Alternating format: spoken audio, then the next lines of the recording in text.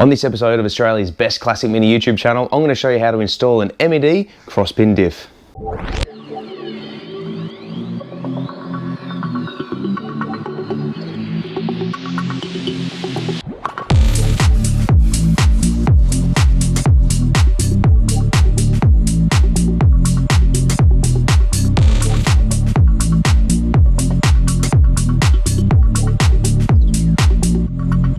Welcome back to the channel, folks. Like I said, this is what we're going to be installing today. It is an MED cross-pin diff, and this has been thanks to you guys.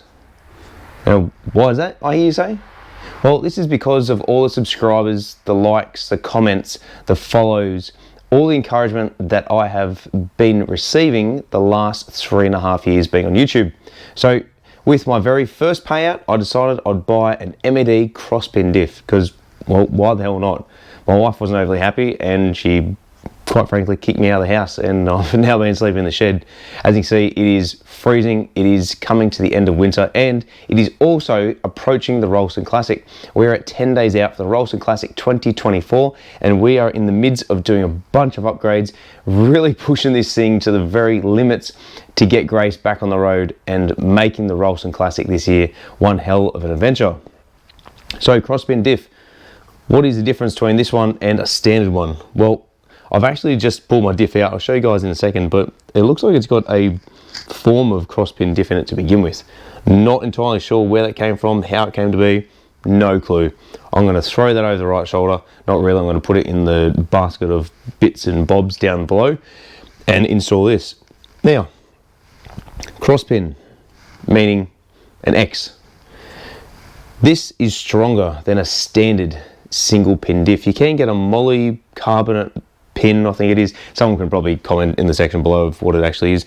You can get a stronger diff pin that will strengthen it, but essentially this is the next step up from a standard classic style diff setup. So an open center, instead of going to a full LSD, you can go to a cross pin. So this will help limit torque steer, but also make it a hell of a lot stronger. So it's a good application to use for both road use and competition. If you're doing full competition, then I would say LSD the entire way. But this was about half the price of an LSD diff. So like I said, this was thanks to you guys. So thank you very much for tuning in and being a part of my success so far. Now, as I said, this did come from MED. It does come with a few parts, so we're going to go through those in a second. And I did also order an oil filter trap. This goes at the back of the gearbox. Now, why do you need this? Well, the more magnets you have inside the oil system, the better it's going to be. Why is that? Well, it's going to suck it up from the bottom of the sump through the strainer. The strainer has got a fine gauze filter. Anything gets past there, you then want it to be sucked up through here.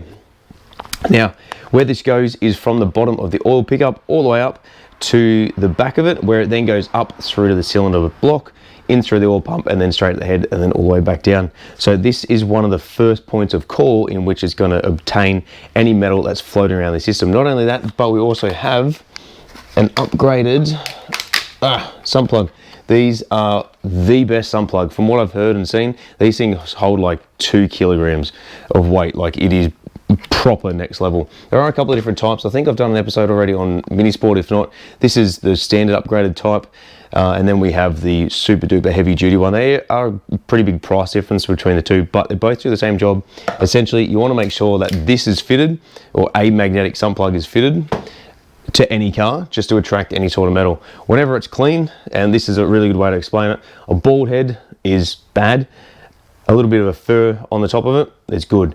Now, by that I mean you want to make sure that when you drain the oil, you check the sump plug if there's any debris, and you can run it through your fingers and there's no grit. Perfect. That is just normal wear and tear of all the moving internal components of an engine. If you pull it out and you rub it through your fingers and you're feeling chunks, you've got bigger fish to fry. You need to strip that thing down and find out where those are coming from. So let's jump straight into it. Let's have a look at this diff and see how we need to get to this point. Alrighty, so here is our diff. This is a 18-62 teeth diff ratio. I was actually going to upgrade it, but for the fact of $650, even with my discount from Minisport, at this stage I couldn't exactly justify spending it. So as you can see in there, it's actually got a cross pin at the moment. So I believe it does anyway. Maybe it doesn't. Someone please let me know in the comment section below. But essentially, this is what we're going to be upgrading to. So this one is going to be stronger than this style just here. So already I've removed the bearings. You just need a decent bearing puller.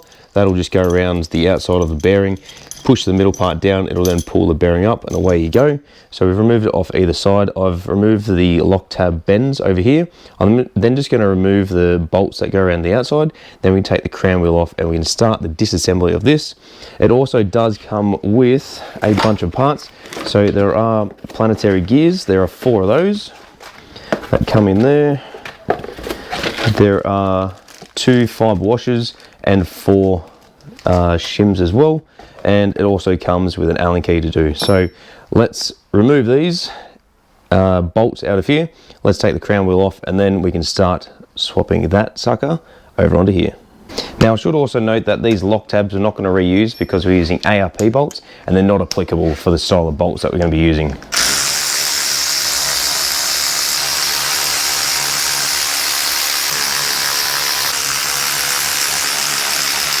Alright, so now the bolts are out, we can then take it out of here.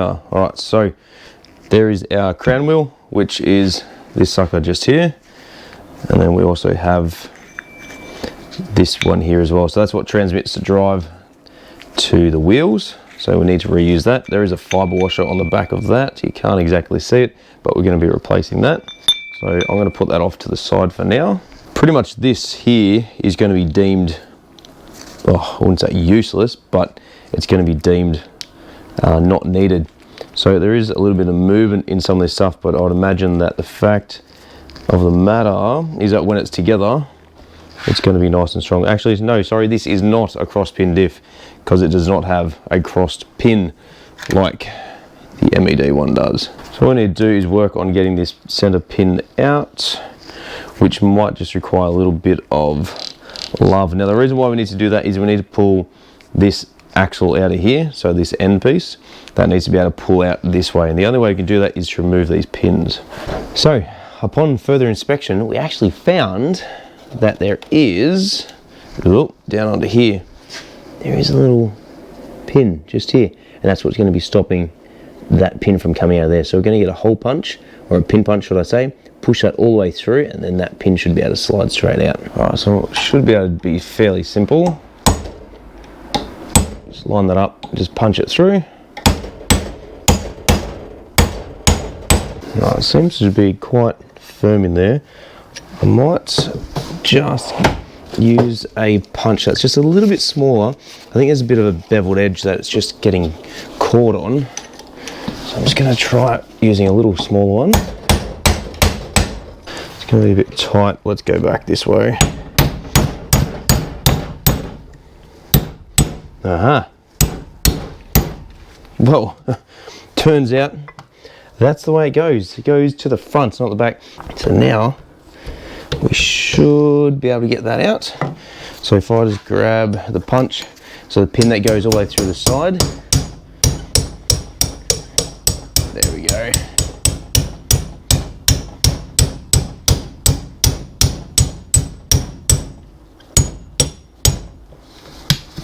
Alright, so as you can see there, it does have a little cutout, which I'll show you guys in a second. So these planetary gears, yeah, they don't look too bad. Actually they do. Can't exactly see, but there's a bit of wear on them, especially on the ends. So good thing we're going to move those on. Actually that pin needs to come all the way out because, oh, there goes the shim. Now put all the old parts off to the side. The reason why I'm going to take that all the way out is so we can get that other planetary gear out, and then we can remove the end of the axle. There we go. Okay, cool, so we'll take those out, and then that one, ta-da, comes straight out through there. The installation is going to be the reverse. Before we go any further, we want to get a bit of cardboard or a rag, and we want to put it around here and stick it inside the vise. That way we're not going to damage it. I wasn't overly fussed with the old one because, quite frankly, unless someone wants to buy it off me, it's probably just going to sit in my toolbox for the rest of my life. Maybe my son might reinstall it at some stage if he wants to go OG with this thing, but we'll see how we go.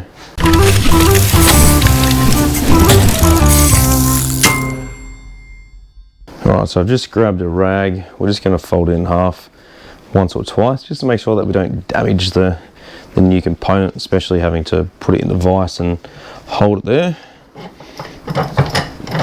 So I really do like this vise. However, the only thing I don't like about it is the fact that it's attached to my toolbox, that every time I hit it, everything goes flying inside there. It makes a hell of a noise. So now at the top of the diff, I'll show you guys just down here, there is, oh, where are we there? So we have that Allen key I was talking about before, which is this one here.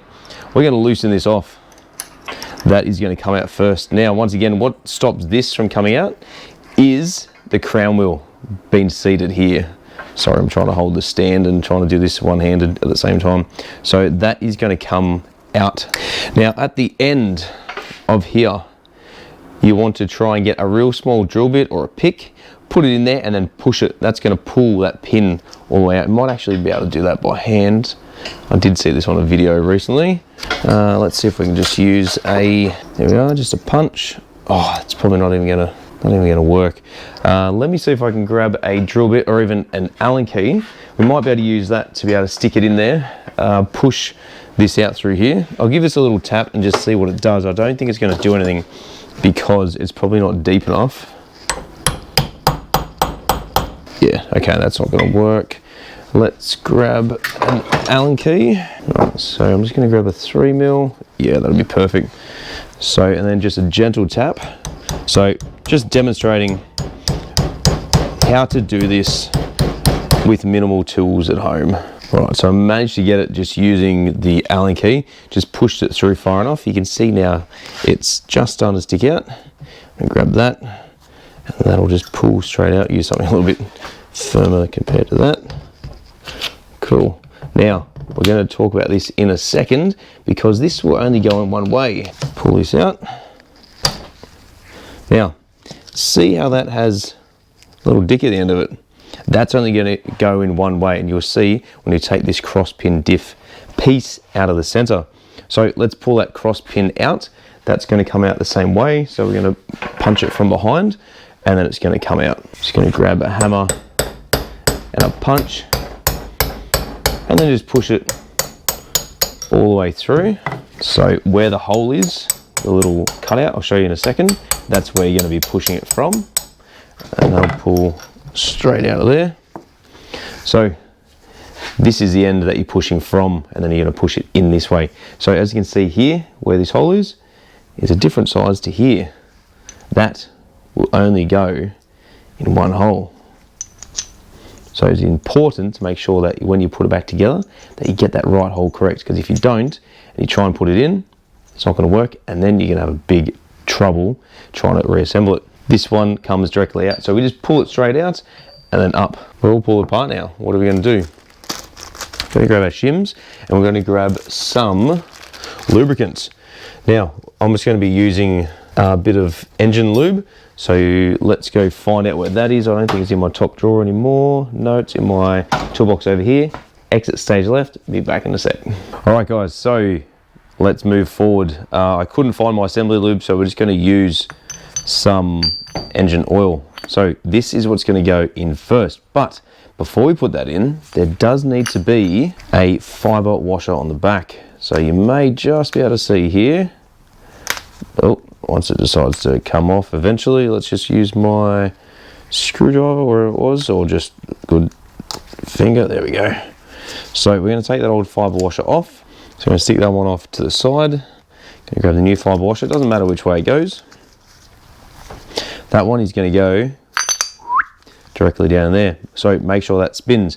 All right, next part is going to be the reassembly of all this. Essentially, you can just use a little bit of engine oil, which I've got here because it is bathed in oil, just to help lubricate it just that little bit. I'm going to grab the center piece, and we're going to be fitting our planetary gear to it. Now with this, you can just push it off to the side, give it a bit of a wiggle. It'll line up through the bush, And then there we go. Now you don't want to push it in all the way, otherwise it's going to seat up here and the pin's not going to be able to cross in through each side. Grab a little bit more engine oil or assembly lubricant. So I'm going to fit it on one side. Grab the planetary gear. Now you're going to grab your pin. The large side is going to face you, so face this hole here at the 6 o'clock position, the way that we're looking at it. Now this should go in, should be a little bit firm. All right, so with this one, I just had to give it a bit of a wiggle, make sure that everything's moving. And you should be checking to make sure that moves the entire step-by-step process. So as soon as you push one in, you want to make sure that it's gone all the way in.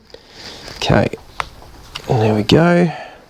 Now we need to make sure that it is lined up down through there. It is very hard to see, so I'm just using a screwdriver here just to push it in just a little bit more because it hasn't located all the way through. However, we're going to just slightly give that pin a bit of a tap, and then we're almost in line. So next step, once we've done that, and notice how I'm using the ball end and just lightly tapping it. That's what we want to be doing. I'm going to realign the pin where it needs to be down in here. You may need to push it in and out a couple of times just to be able to get it to line up properly. So I'm just going to push that back.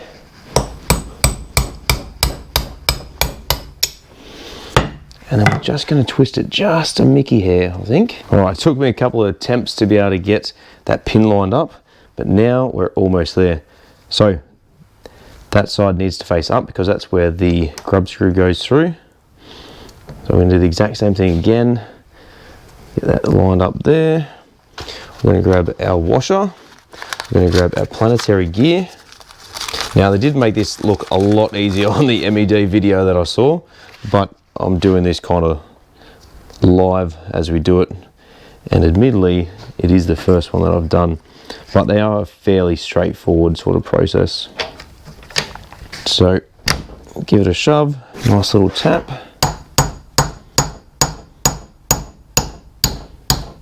There we go. All right.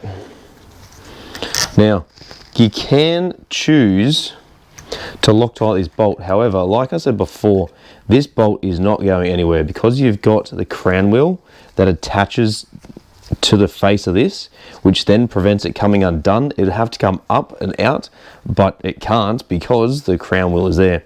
So I don't necessarily need to Loctite this bolt. I'd probably just do it up so it's fairly firm and then just bolt the crown wheel on there. So should be almost there, starting to seat. Yep, give it a good nip. Just tighten that up. Cool. That is pretty much done. Next thing we need to do, grab this one. So that one's going to go in first. Once again, we're going to take the fibre washer off. That is a wear and tear item as well, so worthwhile changing those if you're ever pulling it apart. Put it in there, make sure it turns either way. Fabulous, that's not going anywhere. We're now going to grab a crown wheel and line it up. I then also have a new set of ARP bolts which we're going to be using. So I don't think I've got a razor blade on me at the moment. Rummage through my drawers. Oh, here we go. So just like head bolts, you want to be using a little bit of lubricant on the bolts just for it to go in a little bit easier, and then using a torque wrench as well. So you want to make sure that you do them up to torque spec. And like I said, you don't need to be using those lock tabs that came off it originally because these are a 12-point headed bolt. You can't exactly use the lock tabs. These will go down directly in through here, tighten them up, and then away you go.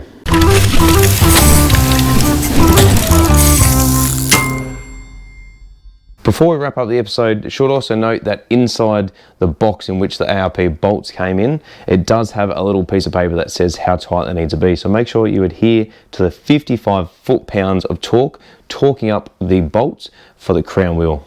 Well folks, that's essentially it for today's episode. Hope you liked learning how to install a MED cross pin diff. I'm sorry that the footage wasn't great. As you can see, my forehead is a bit red at the moment because I did have the head strap on, so apologies if it wasn't great. There are a heap of videos on this on how to do it online, especially on the MED website, as well as on their their YouTube page. It is a very simple, straightforward process. How it comes apart is how it goes back together. There's nothing really you need to know about it other than just using basic tools. Don't be slamming it with hammers and smashing it. If you're going to do any sort of diff upgrades, now's the time, because all you really need to do is change the crown wheel, but you do need to change the pinion, which is inside the gearbox. So you have to pull it all apart to be able to change it. Thanks for watching. Look forward to seeing you all at the Rylstone Classic 2024 in a couple of days' time.